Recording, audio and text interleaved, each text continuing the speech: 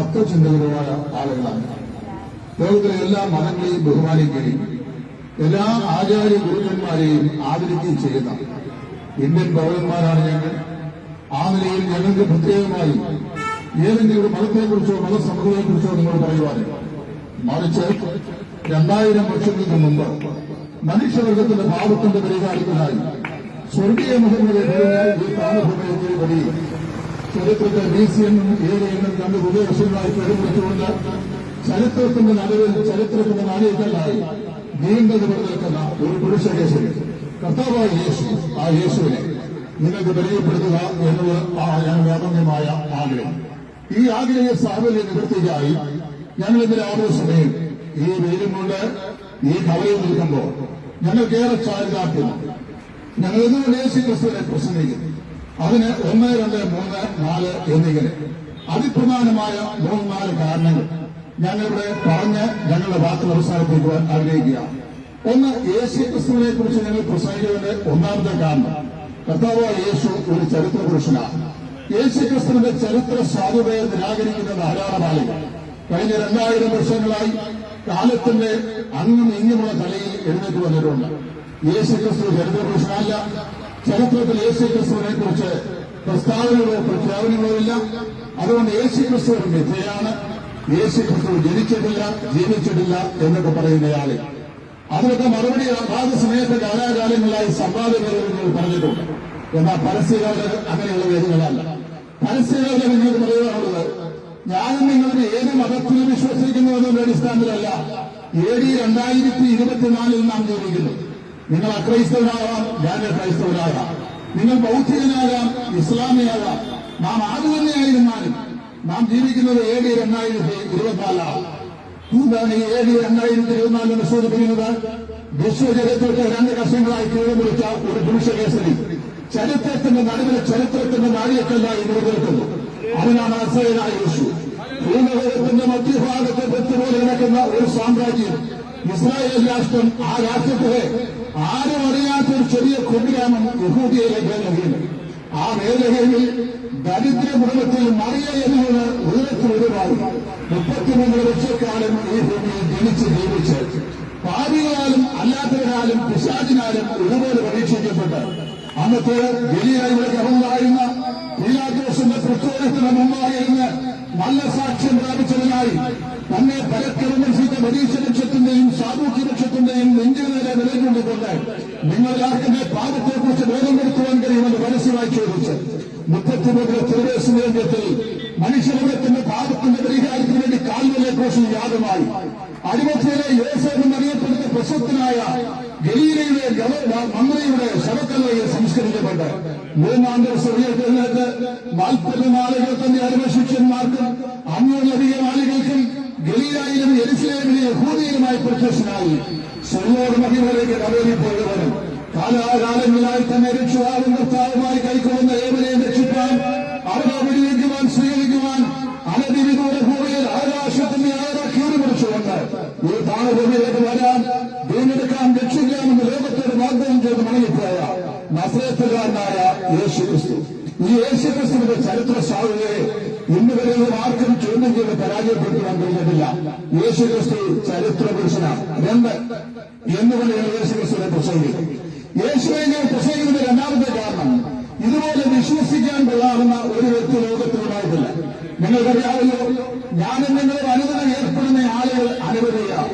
പല ആളുകളുമായിട്ട് ഈ 64 വയസ്സ് വരെ ഞാൻ പല കാര്യങ്ങളും ഏർപ്പെട്ടിട്ടുണ്ട്. എന്നെ പറഞ്ഞ് വിശ്വസിക്കുന്ന പല ആളുകളും എന്നെ കടന്നുപോയിട്ടുണ്ട്. പല ആളുകളും സാമ്പത്തികമായി തച്ചപ്പുകളിൽ നടത്തിയിട്ടുണ്ട്. ആരെയും വിശ്വസിക്കാൻ കഴിയാത്ത ഒരു രാഷ്ട്രീയ സാമൂഹിക സാഹചര്യത്തിലാണ് ഞാനും നിങ്ങൾ ജീവിക്കുന്നത്. എന്നാൽ വിശ്വത്തിന്റെ ചരിത്രത്തിൽ വിശ്വസിക്കുവാൻ കഴിയുന്ന ഒരേ ഒരു പുരുഷകേസരി, അവനാണ് നസറേയനായ യേശു. അവൻ ഇപ്രകാരം പറയുകയുണ്ടായി, നിങ്ങൾ എന്നെ ക്രൂശിച്ച് കൊന്നാൽ ഞാൻ 3 ദിവസം കഴിയുമ്പോൾ ഉയർത്തെഴുന്നേൽക്കും. എപ്പോഴാണ് പറഞ്ഞത്? തന്റെ മരണത്തിന് തൊട്ടുമുമ്പാണ് പറഞ്ഞത്. അവന്റെ അരിമശിഷ്യന്മാരായി ഗലീലയിൽ നിന്ന് തിരഞ്ഞെടുക്കപ്പെട്ട മുഖ്യന്മാരായ 12 ശിഷ്യന്മാർക്ക് പോലും യേശു പറഞ്ഞ സൽവചനങ്ങളെ വിശ്വസിക്കുവാൻ കഴിഞ്ഞില്ല. യേശു പറഞ്ഞു, ഈ മന്ദിരം പുറത്ത് ഞാൻ 3 നാൾ കൊണ്ട് അതിനെ പറയും. യേശു ഓടുന്ന ദേഹമകത്തെ രക്ഷയെ കുറിച്ച് പറഞ്ഞത്.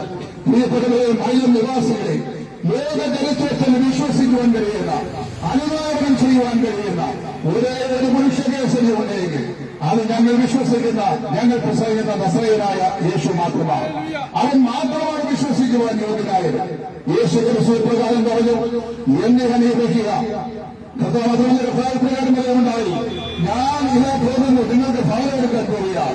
ഞാൻ പോയി ഭവനമെടുക്കിയാൽ ഞാൻ ഇരിക്കുന്ന അതേ ഇടത്തിൽ നിങ്ങൾ ഇരിക്കണമെന്ന് നിങ്ങളെ പിന്തുടരുമെന്ന് എന്നെ വെച്ചു. ഞാൻ ചോദിക്കട്ടെ, ഏതെങ്കിലും ഒരു രാഷ്ട്രീയ നേതാവ് താൻ ആരൂഢനായിരിക്കുന്ന കസേരയിൽ തന്റെ അണികളായ ആളുകൾ ഇരിക്കാൻ ആഗ്രഹിക്കുന്നുണ്ടോ?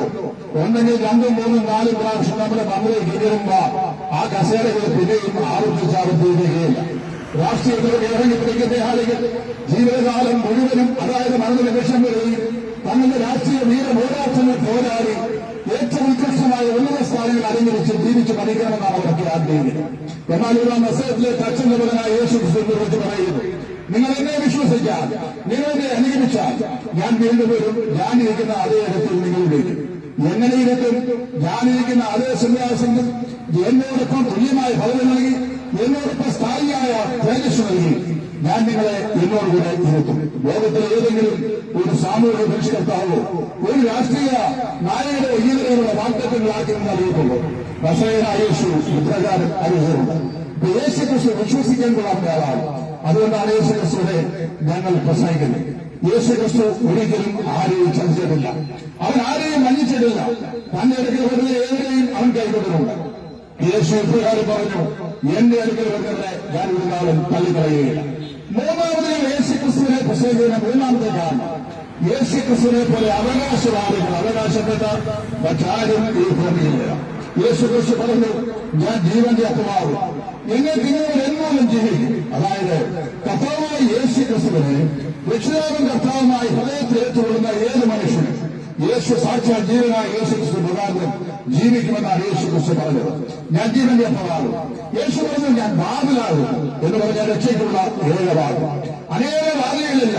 ഇന്നത്തെ ലോക മതസമയങ്ങളെല്ലാം പ്രസംഗിക്കുന്നത് ലോകത്തിലെ 600,000 നദികളെല്ലാം വിവേകങ്ങളായ മലയിൽ നിന്നും പർവ്വതങ്ങളിൽ ഉത്ഭവിച്ച് അവയെല്ലാം വ്യത്യസ്തമായ പാതകൾ ഒഴുകി ഏറ്റവും മഹാസമുദ്രത്തിൽ വന്ന് നിലനിൽക്കുന്നു. അതുപോലെ മതം ഏതായാലും സാരമില്ല, എല്ലാവരും വിളിക്കുന്ന ഈശ്വരനെയാണ്. എല്ലാ മതങ്ങളും ഒരാളെ തന്നെ ചെയ്യുന്നു. ഏറ്റവും അനന്തവിഹായസിൽ ആ ഈശ്വരൻ ചെന്ന് അവൻ ജയിച്ച് അമരുന്നു എന്ന് വിശ്വസിക്കുന്നു. യേശു ക്രിസ്തു പറഞ്ഞു, ഞാൻ വാതിലാകുന്നു, എന്റെ വാതിൽ, ഞാൻ രക്ഷയുടെ വാതിലാകുന്നു. എന്നിൽ വിശ്വസിക്കുന്നവൻ അകത്ത് വരികയും പുറത്തു പോവുകയും ഏറ്റെടുക്കുകയും ചെയ്യുന്നു. പ്രിയപ്പെട്ട സ്നേഹിതരെ, വളരെ വേഗത്തോടെ ഓർപ്പിക്കട്ടെ, യേശുവിനെ പോലെ അവകാശവാദം ഉന്നയിച്ച ഒരു ഉത്തരപ്രദേശകേസരി ചരിത്രത്തിൽ ഇതുവരെ ഉണ്ടായിട്ടില്ല. അവന്റെ അവകാശവാദങ്ങൾ നിസ്തുല്യമാണ്. യേശു പറഞ്ഞു, ഞാൻ തന്നെ പുനരുത്ഥാനവും ജീവനമാകും. യേശു ക്രിസ്തുവിന്റെ 7 അവകാശവാദങ്ങൾ 4 സുവിശേഷങ്ങൾ അറിയപ്പെടുന്നുണ്ട്. ആ അവകാശവാദങ്ങളെല്ലാം ഒന്നിനൊന്ന് ലക്ഷ്യമായി യേശു ക്രിസ്തു അവകാശപ്പെടുക മറ്റുള്ള ആളുകൾ യേശു ക്രിസ്തുവിനെ കുറിച്ച് പറഞ്ഞതല്ല. താൻ ജനിച്ച് ജീവിച്ച 33 വർഷക്കാലം ഈ ഭൂമിയിൽ ഉത്ഥാനം ചെയ്യപ്പെട്ടിട്ട് പിന്നെ അവനെ അനുകരിച്ച ആളുകൾ നൽകിയതല്ല അവന്റെ ദിവ്യത്വം. അവൻ സാക്ഷാൽ സ്വർഗത്തിൽ നിറയുമല്ല, ജീവന്റെ അപ്പമാണ്. അവൻ സാക്ഷാൽ രക്ഷകനാണ്, സാക്ഷാൽ ജീവവാദിലാണ്. യേശു ക്രിസ്തു പറഞ്ഞു, എന്നെ വിശ്വസിക്കൂ, നിങ്ങൾ എന്നോട് അകത്ത് വരും, നിങ്ങൾ പുറത്തു പോകും, നിങ്ങൾ സാക്ഷാൽ ജീവൻ കണ്ടെത്തും. യേശു പറഞ്ഞു, ഞാൻ തന്നെ പുനരുത്ഥാനവും ജീവനുമാകും, ഞാൻ മാത്രം പുനരുത്ഥാനവും ജീവനുമാകും. നിങ്ങൾക്കറിയാമോ, പീലാത്തോസിന്റെ വൃത്തോടത്തിന്റെ മുമ്പാകെ കുറ്റവാളിയെ പോലെ പിടിക്കപ്പെട്ടവനായി യഹൂദ പുരുഷനാൽ ഏൽപ്പിച്ചു കൊടുക്കപ്പെട്ടവനായിരുന്ന നമ്മുടെ കർത്താവായ യേശു മനുഷ്യവർഗത്തിന്റെ പാപക്ഷമത്തിനായി ലോകത്തിൽ വിശ്വത്തിന്റെ ലോകത്തിൽ കാലത്തുടങ്ങുകയും മനുഷ്യരത്തിനായ വിളിച്ചവൻ ഇതാ പീലാത്തോസിന്റെ സിംഹാസനമായി വിസ്തരിക്കപ്പെട്ട് കുറ്റമറ്റമെന്ന് വീട്ടിലുണ്ടായിട്ടും കുറ്റക്കാരനെ പോലെ ചാട്ടവാറുകൊണ്ട് അടിയേൽപ്പിച്ചിട്ട് ഭാരതീയ മലക്കുറിച്ച് മുന്നിലെത്തിക്കൊണ്ട് കാൽവരിയാം മുന്നിലേക്ക് പോയി 2 കള്ളന്മാർക്ക് പോഷിക്കപ്പെടുവാൻ ഏൽപ്പിച്ചു കൊടുത്ത കർത്താവായ യേശു. ചരിത്രം പറയുന്നു, അവരവനെ ഗോഗോള എന്ന കാൽവരി മലയിൽ ഇടത്തും വലത്തുമായി 2 കള്ളന്മാർ നടുവിൽ അവനെ പോഷിക്കും. എന്നാൽ യേശു ക്രിസ്തു മുൻ പറഞ്ഞതുപോലെ അടിമത്തിലെ യോസേഫിന്റെ സമ്പന്നമായ കലറയിൽ അവന്റെ ഭൗമശരീരം സംസ്കരിച്ചു. എങ്ങനെ സംസ്കരിച്ചു എന്ന് സുവിശേഷം അറിയപ്പെടുന്നുണ്ട്. അന്നത്തെ യേശു ക്രിസ്തുവിന്റെ രഹസ്യ ശിഷ്യന്മാരായിരുന്ന അടിമത്തിലെ യോസേഫ് എന്ന മന്ത്രിയും നിക്കോദിമോസ് എന്ന് പറയുന്ന ഒരു വ്യക്തി യേശുവിനെ രാത്രിയിൽ കാണാൻ വന്ന അദ്ദേഹത്തിന്റെ രഹസ്യ ശിഷ്യൻ പിലാത്തോസിന്റെ അരമനയിൽ ചെന്ന് യേശുവിന്റെ ശരീരം വിട്ടുവിടുവാനായി അപേക്ഷിച്ചു. അവർ അപേക്ഷ പോലെ അവന്റെ ശരീരം വിട്ടുകൊടുത്തു. യഹൂദന്മാരുടെ ശവസംസ്കാര മര്യാദ പ്രകാരം ചരിത്രത്തിൽ ഇന്നുവരെ ഒരു യഹൂദന് ലഭിക്കാത്ത ഏറ്റവും മാന്യമായ ഒരു ശവസംസ്കാരം മൂവരാത്ത സുഗന്ധക്കൂട്ടിന്റെ കുഴമ്പുകൊണ്ട് വിരലിലോ പുരട്ടി ശരീരം ചിലകളാൽ പൊതിഞ്ഞ് ഊളിപ്പടി പോലെ അടിമത്തിലെ യോസേഫിന്റെ കല്ലറയിൽ വെച്ചു. ഡയനാമത്തിൽ വെച്ച് പൊട്ടിച്ചാൽ ആ ശരീരം ഇനി പൊട്ടുകയില്ല. കാരണം ഒരിക്കലും സുഗന്ധ പ്രശ്നങ്ങളുണ്ട് വിരലിൽ അത് ചുരുട്ടി ആ ശരീരത്തിൽ ഒട്ടിച്ച് പുതുപോലെ ഈ ശരങ്ങളിൽ വെച്ച് കഴിഞ്ഞാൽ ഒരിക്കലും ആ ശരീരം പിന്നെ ഉയർത്തുകയില്ല. ബോംബിച്ചാലും അത് ശിനിച്ചതേയുള്ളൂ, അത് ഉയർത്തേണ്ടി കഴിയുകയില്ല. പിശാചിന്റെ ആഗ്രഹമായിരുന്നു. പക്ഷെ എന്താണ് സംഭവിച്ചതെന്ന് അറിയാമോ? അവനെ മരിച്ച് അടക്കി 3-ാമത്തെ ദിവസം, അതായത് ആഴ്ചവെടുത്തിന്റെ 1-ാം ദിവസം യേശുവിനെ സ്നേഹിച്ച സ്ത്രീകൾ മറിയയും ശോശനയും മറ്റും നസറേയനായ യേശുവിനെ അടക്കിയ അരിമത്തിലെ യോസേഫിന്റെ കല്ലറ സ്ത്രീ എന്ന ഗെത്സമനെ തോട്ടത്തിലെത്തി. അതേകാലത്ത് നേരം ഇരുട്ടുള്ളപ്പോൾ തന്നെ അവരെത്തി. അവർ വരുമ്പോൾ തന്നെ അവരെ അതിശയിപ്പിച്ച കാഴ്ച കല്ലറയുടെ വാദത്തിൽ ഭാരമേറിയ കല്ല് പുരാതനായ ഒരു സയന്റിസ്റ്റ് പറഞ്ഞു കഴിയുക 2000 കിലോഗ്രാം വരെ തൂക്കം വരുന്ന ഭാരമേറിയ റൗണ്ട് ഷേപ്പിൽ പാലയിൽ വെട്ടി ഉണ്ടാക്കിയ ഒരു കല്ല്. ആ കല്ലയുടെ വാദത്തിൽ വെച്ചു. ഒരിക്കൽ ഉരുട്ടിയ ചുഴിയിട്ടാൽ ഉണ്ടാക്കി വരുമ്പോഴും നേരത്തെ നിലച്ചാൽ തിരിച്ചെടുക്കാൻ കഴിയാത്തത് ഭാരമേറിയ കല്ല് ഉരുട്ടിയ കല്ലറയിൽ വെച്ചു. പക്ഷേ മറിയയും ശൂഷണയും കണ്ട കാഴ്ച ഇങ്ങനെയാണ്. വാദിക്കുന്ന കല്ലറ ഉരുട്ടി മാറ്റിയിരിക്കുന്നു. അവന് പൊലിഞ്ഞ ശിലകൾ ഒരു സൈഡിൽ മാറിയിരിക്കുന്നു. അവന്റെ മുഖം മറച്ചുള്ള തിരശീല തലയ്ക്ക് ചുരുട്ടി വെച്ചിരിക്കുന്നു. കല്ലറയുടെ മുൻഭാഗത്തും പിൻഭാഗത്തുമായ 2 ദൂതന്മാർ കാൽക്കലും തലയ്ക്കലുമായിരിക്കുന്നു. യേശുവിന്റെ തിരുശീലകൾ അന്വേഷിച്ച സ്ത്രീകളോട് അവർ ഇപ്രകാരം പറഞ്ഞു, നിങ്ങൾ മരിച്ചവരെ ജീവനുള്ളവരെ മരിച്ചവരെയിൽ അന്വേഷിക്കുന്നു. അവനിവിടെയില്ല. അവൻ പറഞ്ഞതുപോലെ അവൻ ഉയർത്തെഴുന്നേറ്റിരിക്കുന്നു. നിങ്ങൾക്കറിയാമോ, ഒരു പാട്ടുകാരിങ്ങനെ പാടി ഉലക മഹാന്മാർ അതിലൊരു ഒരുപോലെ ഉറങ്ങുന്ന കല്ലറയിൽ നമ്മൾ ഉന്നതനേശ്വരേശ്വരൻ മാത്രം ഉയരത്തിൽ വാദിക്കുന്നു. വൈദ്യനിവാസികളെ ഞങ്ങൾ പറയുന്ന യേശു ക്രിസ്തുവിനെ അവകാശം പോലെ അവൻ 3-ാം ദിവസം ഉയർത്തെഴുന്നേറ്റു. മരിച്ചവൻ ആദ്യമായി ഉയർത്തെഴുന്നേറ്റു. നിങ്ങൾക്കറിയാമോ, ലോകം കാലാകാലങ്ങളായി ജന്മം കൊടുത്ത മസ്തിഷ്കാകാരന്മാർ മഹാനായ സോക്രട്ടീസ്, അരിസ്റ്റോട്ടില്, പ്ലേറ്റോ, ഇന്ത്യയിലെ തത്വശാസ്ത്രിയായിരുന്ന ബാലരായനും ഇവരെല്ലാം കാലാകാലങ്ങൾ തങ്ങളുടെ തത്വങ്ങളുകൊണ്ട് ലോകത്തെ കരുപ്പിടിപ്പിച്ച ആളുകളാണ്. അസംഖ്യം ആളുകൾ അവർക്ക് അനുവാദകരായിട്ടുണ്ടായിരുന്നു, അനുവാദം ചെയ്തിട്ടുണ്ടായിരുന്നു, ശിഷ്യഗണങ്ങളുണ്ടായിരുന്നു. അവരെല്ലാം മരിച്ച് മൺമറഞ്ഞ് കല്ലറകൾ ഇന്നും നിൽക്കുന്നു. എന്നാൽ ചരിത്രത്തിൽ മരിച്ച ശേഷം ധനകലയെ ഉയർത്തെഴുന്നേറ്റ് സ്വർഗത്തിലേക്ക് കയറിപ്പോൾ ജീവിക്കുന്ന ഒരേവരുണ്ടെങ്കിൽ അവരാണ് പ്രസംഗിക്കുന്ന നസറേയനായ യേശു. ആ യേശു ക്രിസ്തുവൻ മുൻ പറഞ്ഞതുപോലെ അവൻ മരിച്ചവർക്ക് ആദ്യമായി ഉയർത്തെഴുന്നേറ്റു. എനിക്ക് നിങ്ങൾക്ക് അറിയാമല്ലോ, നമ്മുടെ പിതാക്കന്മാരെയോ അവരുടെ പിതാക്കന്മാരെയോ പ്രയോജനത്തിനാൽ 20 തലമുറ എണ്ണിയാൽ ഈ ദേശത്ത് മരിച്ചടക്കപ്പെട്ട ഏതെങ്കിലും മനുഷ്യൻ ഇന്നവരെ കല്ലറയെടുത്ത് ഉയർത്തിട്ടുണ്ടോ? നിങ്ങൾക്കറിയാം, യേശു ഉയർത്തെഴുന്നേൽക്കാൻ പീലാത്തോസിലേക്ക് അവനെ ക്രൂശിപ്പോടെ ഏർപ്പെട്ടിരുന്ന പരീക്ഷ ചോദിക്കുന്നു. അവൻ ഇപ്രകാരം പറഞ്ഞു, യജമാനെ, ഈ മനുഷ്യൻ ഒരു ചതിയനാണ്. ഇവൻ ജീവിച്ചിരിക്കുമ്പോൾ ഇങ്ങനെ പറഞ്ഞതുകൊണ്ട് നിങ്ങൾ ക്രൂശിൽ കൊണ്ടാൽ ഞാൻ 3-ാം ദിവസം ഉയർത്തുന്നുണ്ട്. അതുകൊണ്ട് ഞങ്ങൾക്ക് ഒരു കാര്യം ചെയ്യണം, ഇവൻ ഉയർത്താൻ പാടില്ല, യേശു ഉയർത്താൻ പാടില്ല. അവരുടെ ആവശ്യം യേശുവിനെ മരിപ്പാൻ ഏൽപ്പിച്ചുകൊണ്ട് പീലാത്തോസിന്റെ ആവശ്യം. 2, യേശു ഉയർത്താൻ പാടില്ല. ആരുടെ ആവശ്യം? യേശുവിനെ മനഃശിക്ഷയ്ക്കായി കുറ്റവാളിയായി ഏൽപ്പിച്ചുകൊടുത്തത് യഹൂദ പരിശോധന ആവശ്യം. യേശു ഉയർത്താൻ പാടില്ല. വേറൊരാളുടെ ആവശ്യം. യേശു ഉയർത്താൻ പാടില്ല. പരീക്ഷപക്ഷത്തിന്റെ ആവശ്യം. യേശു ഉയർത്താൻ പാടില്ല. സാമൂഹ്യപക്ഷത്തിന്റെ ആവശ്യം. യേശു ഉയർത്താൻ പാടില്ല. റോമാ സാമ്രാജ്യത്തിന്റെ ആവശ്യം. പക്ഷേ നാം വായിക്കുന്നതിനെയാണ് 3-ാം ദിവസം മരണത്തെ മറികടന്നുകൊണ്ട് ഇതാ ഉലക മഹാന്മാരെല്ലാവരും ഒരുപോലെ ഇന്നും കല്ലറയിൽ ഉറങ്ങുമ്പോൾ ഞങ്ങൾ പ്രസംഗിക്കുന്ന നസറേയനായ യേശു അവൻ കല്ലറയുടെ ബന്ധനത്തെ ഭേദിച്ചുകൊണ്ട് കല്ലറയുടെ വാദക്കൽ വെട്ടിവെക്കുന്ന ഭാര്യമാരെ കല്ലുവെട്ടി മാറ്റിക്കൊണ്ട് നസറേത്തുകാരനായ തച്ചന്റെ മകൻ ഉയർത്തെഴുന്നേറ്റ് വന്നു. തന്റെ മരണത്തെ സദാകാലത്തേക്കും അവൻ പരാജയപ്പെടുത്തി. അവൻ കല്ലറയുടെ വാദക്കൽ നിങ്ങൾ ചോദിച്ചു, മരണമേ നിന്റെ വിഷമത്, മരണമേ നിന്റെ വിഷമത്. മരണത്തിന്റെ വിഷമത പാപം, പാപത്തിന്റെ ശക്തിയോ ന്യായപ്രമാണം നമ്മുടെ കർത്താവായ യേശു ക്രിസ്തു നിലനിന്നും നമുക്ക് ജയം നൽകുന്ന ദൈവത്തിന്റെ സ്തോത്രം. നമ്മുടെ പാപത്തിന്റെ പരിഹാരത്തിന് വേണ്ടി പിൽക്കാലത്ത് യേശു ക്രിസ്തുവിന്റെ ക്രൂശിനും സുവിശേഷത്തിന്റെ ഏറ്റവും വലിയ ശത്രുവായിരുന്ന തർശോസിനെ മസ്തിഷ്കമുള്ള സ്ഥലം അത് എങ്ങനെ വിളിച്ചു പറയുകയാണ്, നമ്മുടെ കർത്താവായ യേശു തിരുവനന്തപുരം പ്രകാരം ജനിച്ചു, തിരുവനന്തപുരം പ്രകാരം മരിച്ചു, തിരുവനന്തപുരം പ്രകാരം ഉയർത്തെഴുന്നേറ്റു. ആ പുനരുത്ഥാനത്തിന്റെ വശ്യശക്തിയുടെ വശീകരണത്തിൽ അകപ്പെട്ട ശൗല് പിന്നീട് പൗലോസായി അദ്ദേഹം പറയുകയാണ്, യഹൂദന്മാരുടെ രക്ഷിക്കുന്നു, യവനന്മാരെ രക്ഷിക്കുന്നു. ഞങ്ങൾ എന്ത് ചെയ്യുന്നു? ഞങ്ങളോ ക്രൂശിക്കപ്പെട്ട ക്രിസ്തുവിനെ പ്രസംഗിക്കുന്നു. ഞങ്ങളുടെ പേർക്കാലം പ്രസംഗിക്കുന്നത് ക്രൂശിനെങ്കിലും ഉയർത്തെഴുന്നേൽക്കുന്ന യേശു ക്രിസ്തുവിനെയാണ്. ഇനി നാലാമത്തെ കാരണം, ഞങ്ങൾ ഇന്നുകൊണ്ട് യേശു ക്രിസ്തുവിനെ പ്രസംഗിക്കും. 4 മിനിറ്റോടാണ് വിട്ടത്. 4 മിനിറ്റ് നാലാമത്തെ കാരണം പറയാം.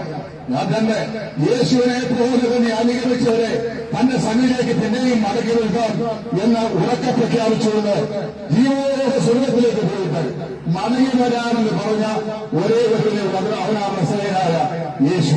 ശ്രീകൃഷ്ണൻ പറഞ്ഞിട്ടില്ല താൻ ദൈവമാണ്, ശ്രീകൃഷ്ണൻ പറഞ്ഞിട്ടില്ല താൻ ദൈവമാണ്. എന്നാൽ അവരൊക്കെ നമ്മൾ ദൈവമായി അംഗീകരിക്കുന്നു, ആദരിക്കുന്നു.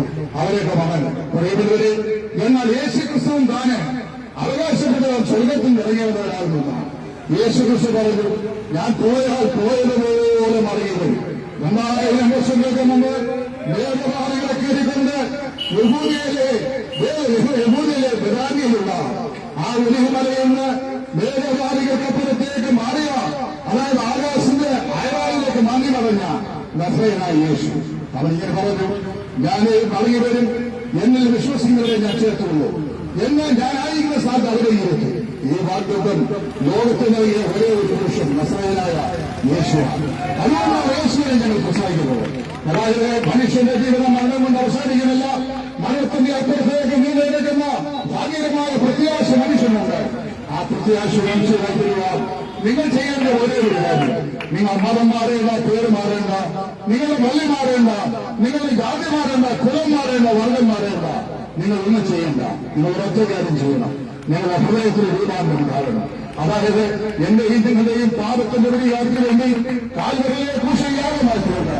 3 ശരീരത്തിലെ യേശുവിന്റെ കലയുണ്ട്. ഉയർത്തിന്റെ സ്വകാര്യം ചെയ്ത ഈ കർത്താവായ യേശു എത്രയും ദൂരേക്കും വരുവാൻ പോവുകയാണ്. ആ യേശു ക്രിസ്തുവിനെ ജീവിതത്തിൽ രക്ഷാവും കർത്താവുമായി നിങ്ങൾ സ്വീകരിച്ചാൽ പറയുന്നു, നിങ്ങളുടെ പാപത്തിൽ കരിഞ്ചുവിട്ടായി മാറും. അത് ഹിമമ്പോലിലേക്കും പോലെ കരിഞ്ചുവിട്ടായി മാറും. അത് പഞ്ഞു പോലെ ആയിത്തീരും. അവന്റെ മുഖമായ യേശുവിനെ സകല ഭാവങ്ങളൊക്കെ നിങ്ങളെ ശുദ്ധീകരിക്കുന്നു. അത് അർത്ഥപ്പെട്ടവരെ ഈ കർത്താവിനാണ് നിങ്ങളുടെ ജീവിതം സമർപ്പിക്കുക. യേശുവിനെ പാപിയാണ്, എന്റെ ഭാവത്തിന് പരിഹാരത്തിന് വരികയാണ്.